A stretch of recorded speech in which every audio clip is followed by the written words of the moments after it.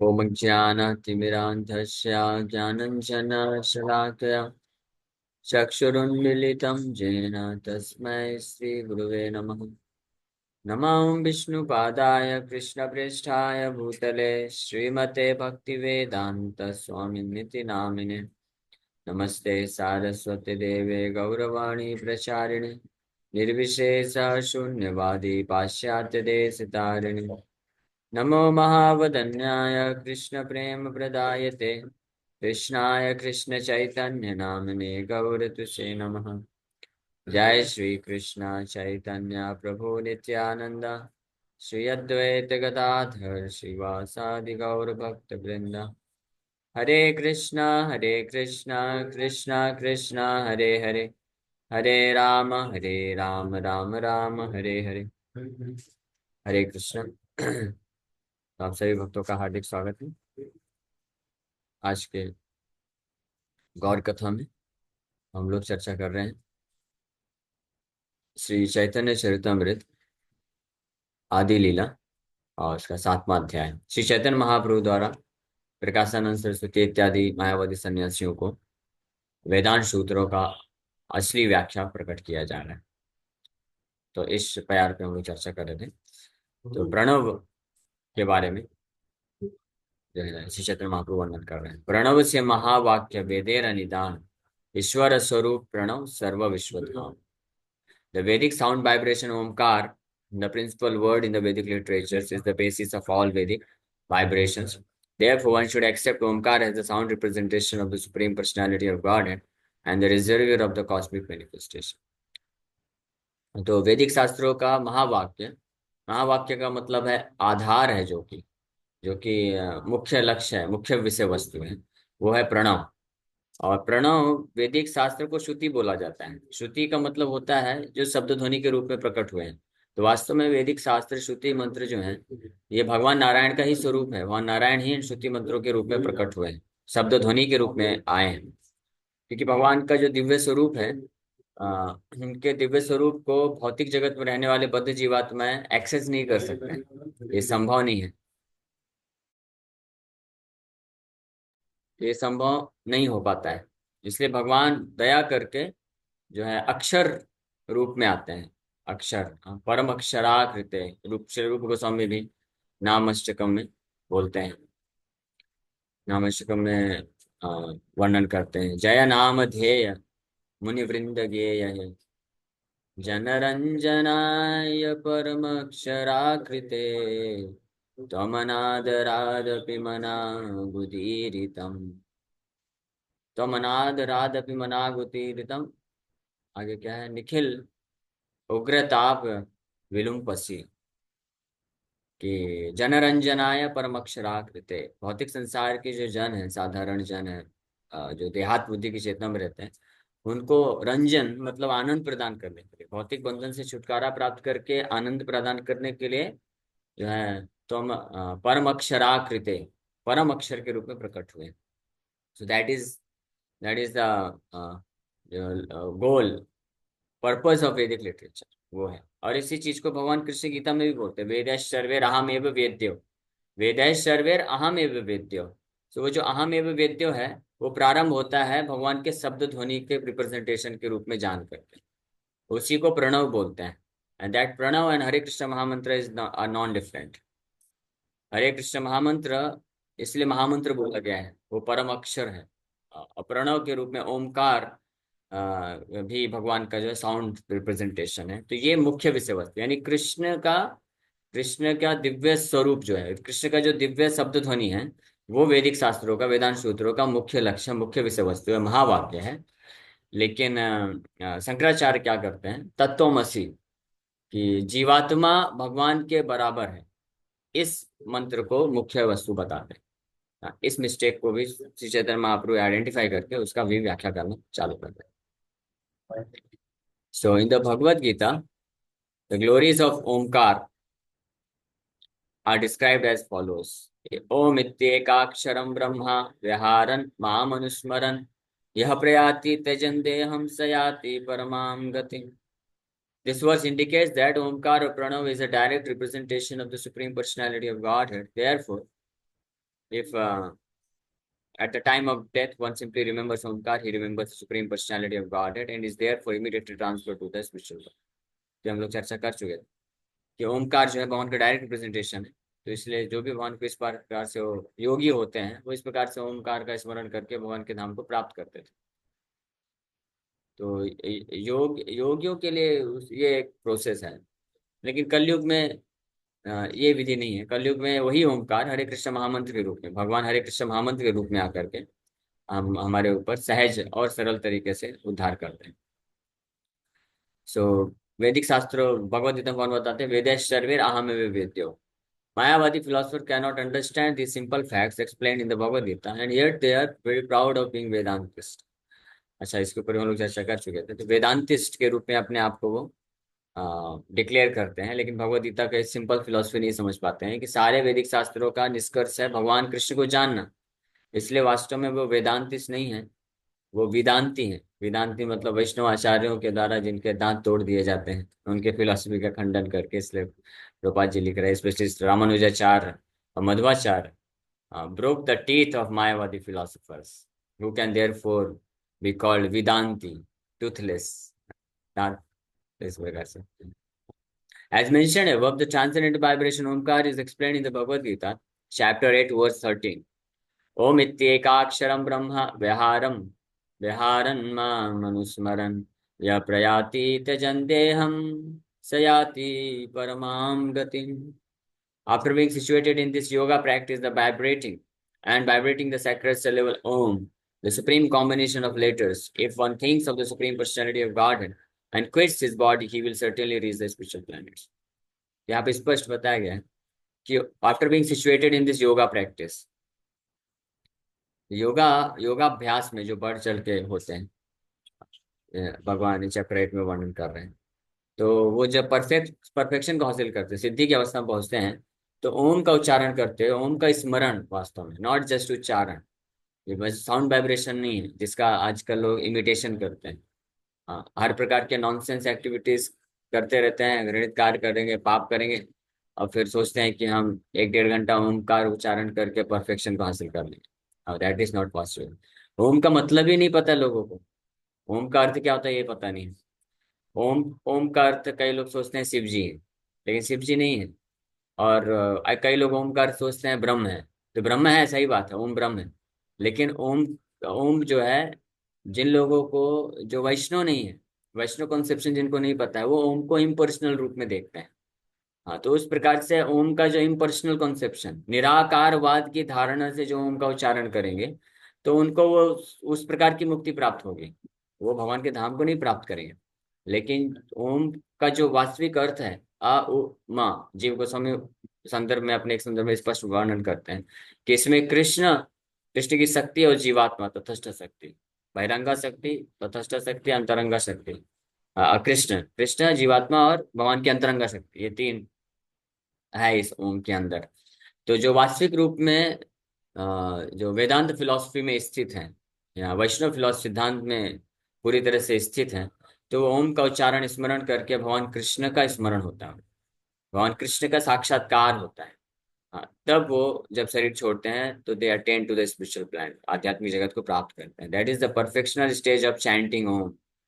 ओम को जप करने का जो सिद्धि की अवस्था है, उसमें ओम को जप करते हुए वो कृष्ण, उनकी शक्ति, श्रीमती राधा रानी, राधा कृष्ण और जीवात्मा, ये सारे जो तत्व है उसके हृदय में प्रकाशित हो जाते हैं, और इस प्रकार से भगवान के धाम को जाता है। तो यही जो साक्षात्कार है, पूर्ण रूप से भगवत साक्षात्कार है, वो इस कलयुग में श्री चैतन्य महाप्रभु सरल विधि प्रदान किए हैं, हरे कृष्ण महामंत्र के द्वारा प्रदान किए हैं। इसलिए जो विधि जिस युग में बताई जाती है उसको पालन करने से वो परफेक्शन हासिल हो सकता है। बट गीता में भगवान ये बताते हैं, ये सिद्धांत को बताते हैं कि ओम को जो अगर after being situated in this yoga practice and vibrating the sacred syllable Om, the supreme combination of letters, if one thinks of the supreme personality of Godhead, व्याहारन माम अनुस्मरण, मेरा अनुस्मरण, अनुस्मरण शब्द आया है, स्मरण के स्टेज का है, नॉट जैसे उच्चारण और विचारण, स्मरण यानी शुद्ध शुद्ध नाम जब जैसे होता है, शुद्ध ओम का उच्चारण स्मरण होता है। तब यह प्रयाति त्यजन दे हम, जब वो इस शरीर को त्याग करता है, स याति परमाम गति, वो भगवान के धाम को प्राप्त कर सकता है। If one actually understand that Omkar is the sound vibration of the Supreme Personality of Godhead, whether he chants Omkar or the Hare Krishna mantra, the result is certainly the same.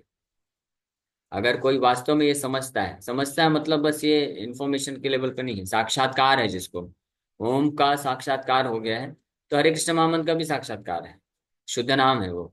तो उस अवस्था में चाहे वो ओमकार जप करे या हरे कृष्ण मंत्र जप करे, result is the same because there is no difference. Om and Hare Krishna mantra are the same.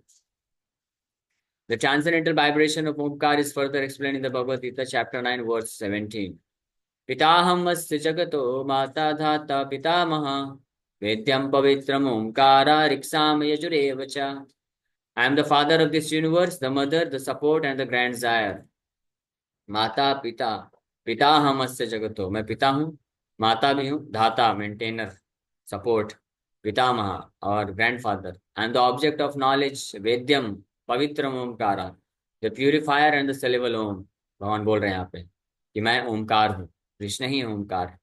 और ऋग साम यजुरेव बच्चा, और आई एम ऑल्सो ऋग साम एंड यजुर्वेदास, चारों वेद भी हैं। तो वैदिक मंत्र, श्रुति मंत्र भी भगवान है।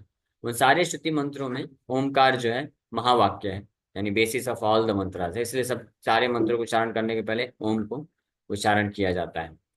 Similarly, the transcendental sound Om is further explained in the Bhagavad Gita, chapter 17, verse 23. Om Tat Sat iti nirdesho brahmanastrividha smidha brahmanastena vedascha yagyascha vihita pura. From the beginning of creation, the three syllables Om Tat Sat have been used to indicate the supreme absolute truth, Brahman. They were uttered by Brahmanas while chanting Vedic hymns and doing sacrifices for the satisfaction of the Supreme. तो ये 17 में, तो ऐसे 3 श्लोक हैं गीता में जहाँ पे ओम के बारे में, मन की महिमा को भगवान कृष्ण वर्णन करते हैं और इसको उच्चारण करने का क्या लाभ होता है इसके बारे में बताते हैं। लेकिन वो उच्चारण जो है वो परफेक्ट अंडरस्टैंडिंग के साथ होना चाहिए, तब उसका लाभ मिलता है। कई बार कुछ ये मायावादी लोग आते हैं और अननेसेसरी आर्ग्यूमेंट करते हैं। हाँ, ये देखो भगवद गीता में तो भगवान बोले हैं ओम इत्यक्षर एकाक्षरम ब्रह्म विहारन माम अनुस्मरण, यहाँ पर आती है कि ओम ओम का जप करना चाहिए। हाँ, लेकिन वे भूल जाते हैं किसी श्लोक में भगवान ओम इति एकाक्षरम ब्रह्म व्यवहारन माम अनुस्मरण बोल रहे हैं, इसको नेग्लेक्ट क्यों कर देते हैं? ये क्या, ये this can not be neglected. तो इसलिए इनकम्प्लीट अंडरस्टैंडिंग के साथ अगर कोई ओम जप करे या हरे कृष्णा जप करे, वो परफेक्शन को हासिल नहीं कर सकता है, वो नामाभास है। ओम जैसे हरिनाम, हरे कृष्ण महामंत्र के जप में जो होता है नाम अपराध होता है, नाम आभास होता है, शुद्ध नाम होता है, वैसे ओम के जप में भी यही है कंडीशन, नाम अपराध, नाम आभास, शुद्ध नाम। जो ओम को केवल एक भौतिक शब्द ध्वनि के रूप में देखता है वो नाम अपराधी है।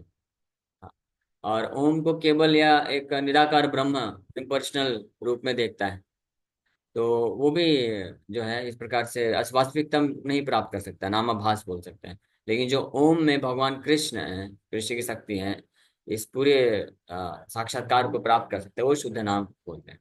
एंड फॉर हिम जो है there is no difference Om and Hare Krishna. तो इस स्टेज को प्राप्त करने के लिए हमको अनुस्मरण, भगवान बोल रहे हैं यहाँ पे श्लोक में भी बोल रहे हैं, विहारन माम अनुस्मरण। अनुस्मरण मतलब कि ओम के जप को परफेक्शन हासिल करने के लिए किसी शुद्ध वैष्णव के पद चिन्ह में पालन करके करना होता है। और शुद्ध वैष्णव जो होते हैं वो आचार्य शास्त्र विधि को पालन करते हैं। श्री चैतन्य महाप्रभु इस युग के लिए, इस विश्व के लिए हरे कृष्ण महामंत्र प्रदान किए हैं और वैष्णव आचार्य उसको पालन करते हैं। तो उनके पद चिन्ह में पालन करके ही परफेक्शन हासिल किया जा सकता है, क्योंकि चाहे ओम जप करे या हरिनाम जप करे वो कोडिंग फॉर्म में है। हाँ, वो कोडेड है, उसको पासवर्ड चाहिए। हाँ, जैसे आ, दो लॉकर हैं, हाँ, और दोनों लॉकर में 1-1 करोड़ रुपए रखा हुआ है, ठीक है। तो वो लॉकर के पास आप पहुंच गए, इसका मतलब ये नहीं कि आपको 1 करोड़ मिल गया है, उसका चाबी होना चाहिए। दोनों लॉक हैं अभी, तो आपको जिस लॉकर का चाबी दिया गया है उस लॉक को खोल के आपको 1 करोड़ मिलेगा। दोनों लॉकर सेम है, कोई अंतर नहीं है, दोनों दोनों को ही खोल के आपको 1 करोड़ मिल जाएगा। लेकिन जिसका चाबी आपके पास दिया जाएगा उसको खोलने पे आपको 1 करोड़ रुपए मिलेगा। तो अभी किस किस लॉकर की चाबी दी गई है? हरे कृष्ण महामंत्र लॉकर की चाबी दी गई है। श्री चैतन्य महाप्रभु की कृपा से। ये कलिसंतरण उपनिषद में ब्रह्मा जी स्पष्ट बताते हैं। इति षोडशकम नाम नाम कली कल्मषनाशनम नातरो परतरूपाय सर्ववेदेषु दृश्यते। हरे कृष्ण कृष्ण कृष्ण हरे हरे, हरे राम राम राम हरे हरे। तो वही जो हरे कृष्ण महामंत्र है उसका की है हमारे पास, मतलब की चाबी मिल सकता है पासवर्ड, अगर हम चैतन्य महाप्रभु के शिक्षाओं को पालन करके वैष्णवाचार्य इस प्रकार से हमको देते हैं, उनका जप करके। That's why it's very important, बहुत महत्वपूर्ण है कि क्या हरिनाम जप करने से पूर्ण सिद्धि मिलती है, इसमें कोई डाउट नहीं है। और हरिनाम अपने आप में पावरफुल है, लेकिन हम अपराध के स्टेज में है तो वास्तव में नाम जप नहीं करते हैं। अगर कोई वास्तविक नाम जप करे, शुद्ध नाम जिसको बोलते हैं, शुद्ध नाम का मतलब नाम, हरिनाम बोलते हैं। शुद्ध नाम जो है नॉर्मल स्टेज है, नॉर्मल है। जैसे पानी बोला जाता है पीने का पानी चाहिए, तो यानी शुद्ध पानी देना चाहिए ना। और वही पानी अगर दूषित है तो वो नॉर्मल नहीं है, अब नॉर्मल वाटर हो गया। दूसरी प्रकार से हरिनाम मतलब शुद्ध नाम। तो हरिनाम अपने आप में पावरफुल है, कोई दीक्षा और इस सब की पुरस्चर्या का जरूरत नहीं है भगवान के प्रति प्रेम प्रदान करने के लिए, क्योंकि वो साक्षात भगवान ही है।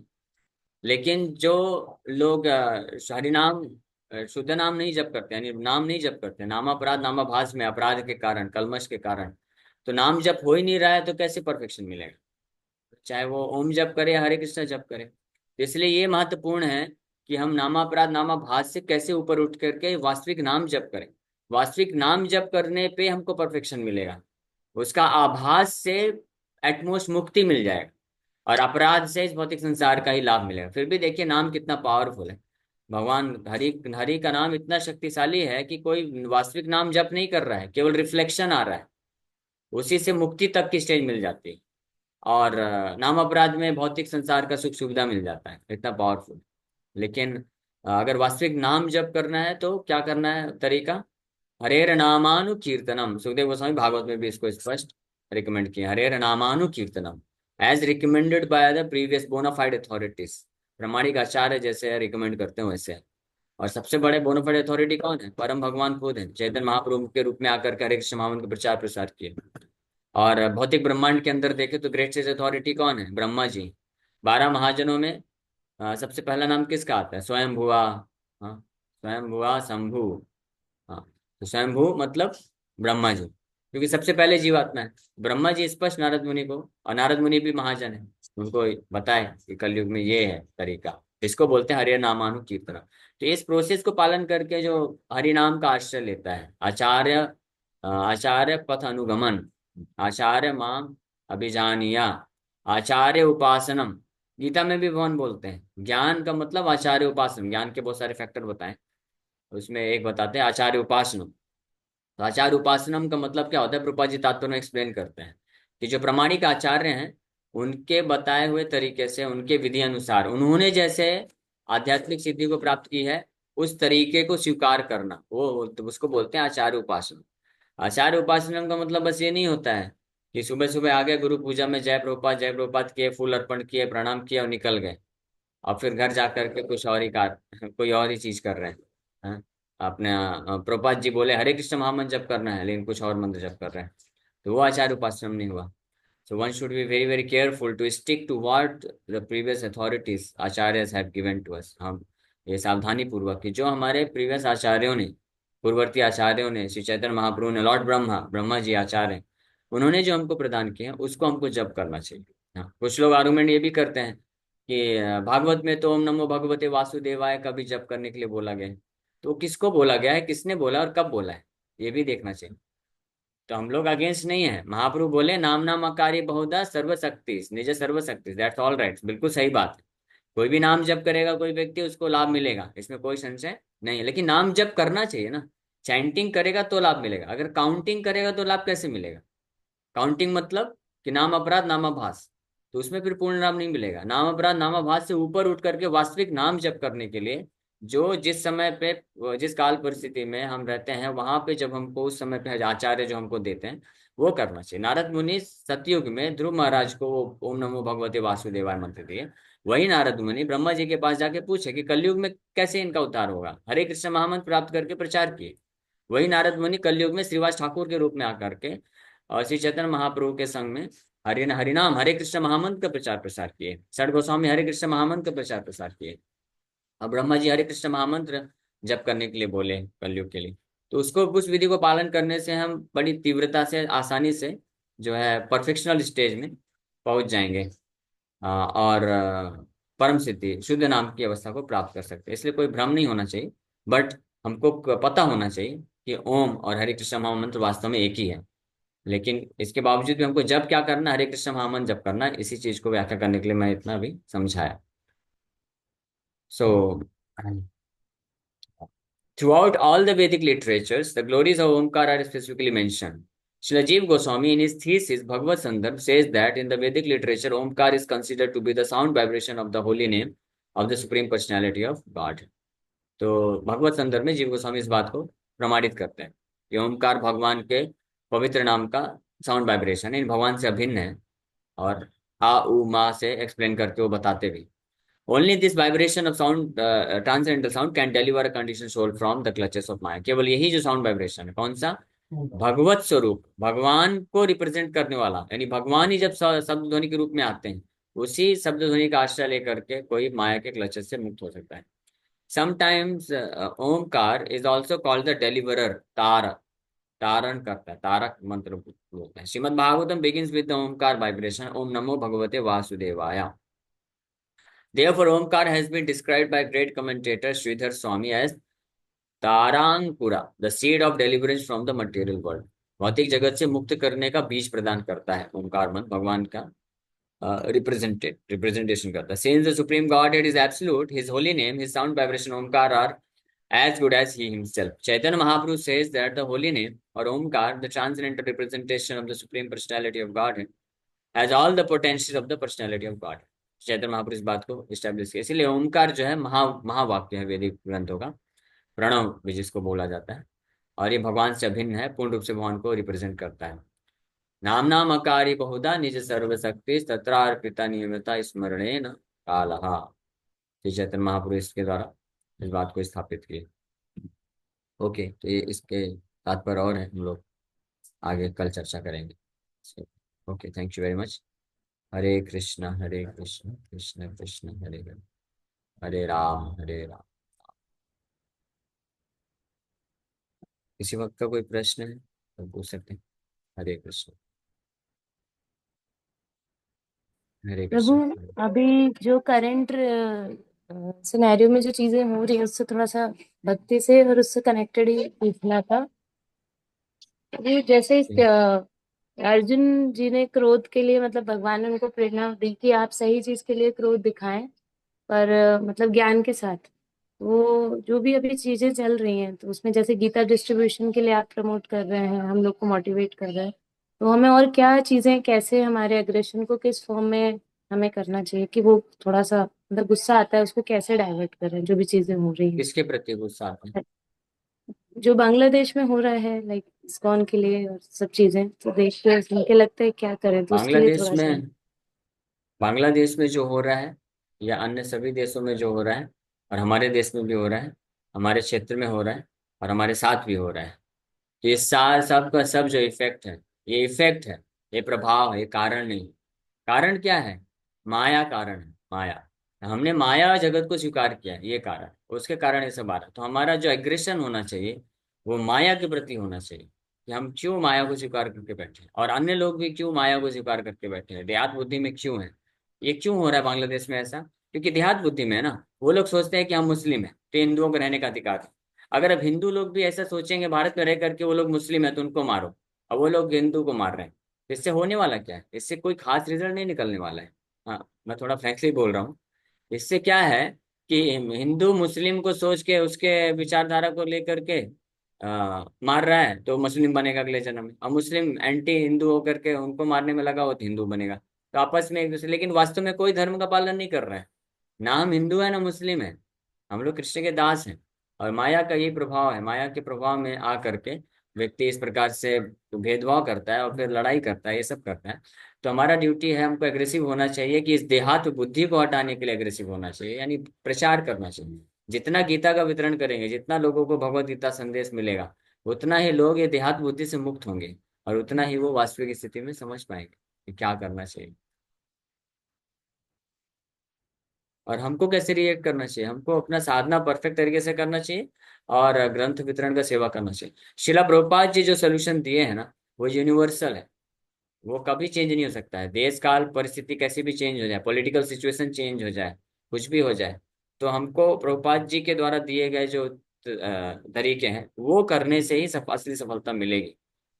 अन्य कुछ इन्वेंट करने की जरूरत नहीं है। और स्पेशली हम सपोर्ट करते हैं पूरा कि जो ये बांग्लादेश में अत्याचार हो रहा है, तो उनके लिए जो लोग उसके अगेंस्ट में जो लोग कदम उठा रहे हैं, तो हम सपोर्ट करते हैं कि सही बात है, वो उसके खिलाफ आवाज उठाना चाहिए, क्योंकि दैट इज नॉट गुड।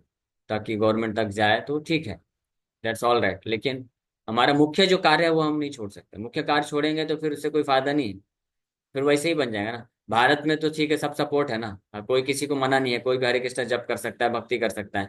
लेकिन कौन उसका फायदा उठा रहा है? मोर देन 95%, 98% लोग जो है कहाँ भक्त बन रहे हैं? कोई फायदा नहीं उठा रहा ना। तो मेन हमारा कंसर्न होना चाहिए कि जिन लोगों को मौका मिल रहा है भक्ति करने का, जो माया से छूट सकते हैं, तो उनके प्रति ज्यादा एग्रेसिव होना चाहिए कि आपको तो मौका मिल रहा है, आप पढ़ो ना, आप नाम जप करो। उनके बारे में बस क्यों सोच रहे हो? सोचना है हमको, सब कोर्स है हमारे, केवल भाई बहन सब, वो भी हमारे भाई बहन है, उनके बारे में सोचना है। तो वो जरूरी है। मैं अगेंस्ट नहीं हूँ उसके, हम खुद भी कर रहे हैं सपोर्ट। यहाँ पे आरएसएस और विश्व हिंदू परिषद के कई लोग इस प्रकार का मोर्चा निकाल रहे हैं, तो हम लोग अपनी तरफ से इस्कॉन के तरफ से, और इस्कॉन एक ब्राह्मणिकल सोसाइटी, तो हम अपनी तरफ से उनको बोलते हैं कि हम जो है अपने जो भक्त हैं, सीनियर भक्त हैं, उनके उनके द्वारा मार्गदर्शन दिला सकते हैं, धर्म की शिक्षा दिला सकते हैं, है ना। और आक्रोश वगैरह जो है, ये क्षत्रिय स्पिरिट है जो कि जरूरी है, तो वो जो क्षत्रिय स्पिरिट के लोग हैं, क्षत्रिय स्पिरिट के जो ऑर्गेनाइजेशन है वो करें, वो अच्छी बात है। और ब्राह्मणिकल स्पिरिट के जो ऑर्गेनाइजेशन जैसे इस्कॉन हुआ, भक्ति का प्रचार प्रसार करते हैं, तो उनको उनको मार्गदर्शन करना चाहिए, धर्म की शिक्षा देना चाहिए। और हम संकीर्तन कर सकते हैं, आप बुलाइए, आपका जो भी प्रोग्राम आप करते हैं, मैं तो स्पष्ट बोलता हूँ, आप बुलाइए, हम वहाँ पे कीर्तन करेंगे और प्रवचन करेंगे और गीता का संदेश देंगे। ये हम अपनी तरफ से पूरा सपोर्ट करेंगे, हम भी चाहते हैं। और आप सपोर्ट करिए, ठीक है, आप अपने हिसाब से जो क्षत्रिय स्पिरिट करके, वो भी जरूरी है, तो किया जा सकता है। तो हम सब भक्त है ना, तो हमको नाम जप करना चाहिए ज्यादा से ज्यादा, अपने लिए भी उनके लिए भी। और ज्यादा से ज्यादा गीता को प्रमोट करना चाहिए, ताकि जितनी मात्रा में भगवद गीता प्रमोट होगी, शिक्षा गीता की मिलेगी, तो लोग अपने आप समझेंगे। तो ये सब जो थर्ड क्लास फर्स्ट क्लास चीजें हैं, ये सब कर रहे हैं, सब इससे मुक्त हो जाएंगे। हरे कृष्णा प्रभु जी। हरे कृष्ण। जो ये जो ऊंचे पदों पे विराजमान है, वो तो जातिवाद में कि हिंदू मुस्लिम ये सब वही तो सब अंदर फैलाते हैं शुरू से, और फिर हाँ सही बात तमाम है। जगह पे दंगे तो होते उसका हैं। सोल्यूशन क्या है? उसका सोल्यूशन क्या है? उनको सेलेक्ट कौन किया है? ऊंचे पद में कौन लेके गया है? हमें हाँ लोग यही लेके गए हैं ना, ये जनता ही लेके गई है ना। तो जो ऊंचे पद में व्यक्ति वही पहुंचता है, जिस समाज में समाज वालों की जो चेतना होती है, उसी चेतना वाले किसी लीडर को ऊंचे पद में पहुंचाया जाता है। तो अगर समाज में हम प्रचार करेंगे, सब समाज में भगवत चेतना आ जाएगी, कृष्ण को स्वीकार कर लेंगे, तो फिर वो लोग उस समाज से ऐसे भगवत चेतना रखने वाले कृष्ण भक्त को स्वीकार करेंगे, ऊंचे पद में पहुंचेगा। तो ये स्वाभाविक है, इसीलिए ग्रंथ वितरण बहुत जरूरी है। अगर पूरे भारतवर्ष में, पूरे विश्व में सबके पास प्रभुपाद जी की बुक्स पहुंच गई, और उसमें से कोई थोड़ा थोड़ा भी पढ़ लिया, प्रभुपाद जी तो इतना बोलते हैं कि सब पूरा 100% ट्रांसफॉर्मेशन का जरूरत नहीं है। अगर 1% of human society they seriously take to Krishna consciousness, पूरा विश्व परिवर्तित हो सकता है। प्रभुपाद जी इतना बोलते हैं, इतना पावरफुल।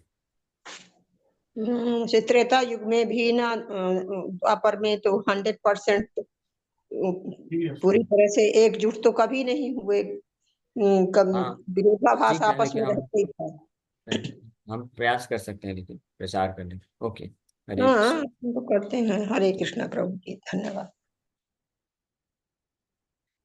थैंक यू प्रभु। हरे कृष्णा दंड। हरे कृष्ण।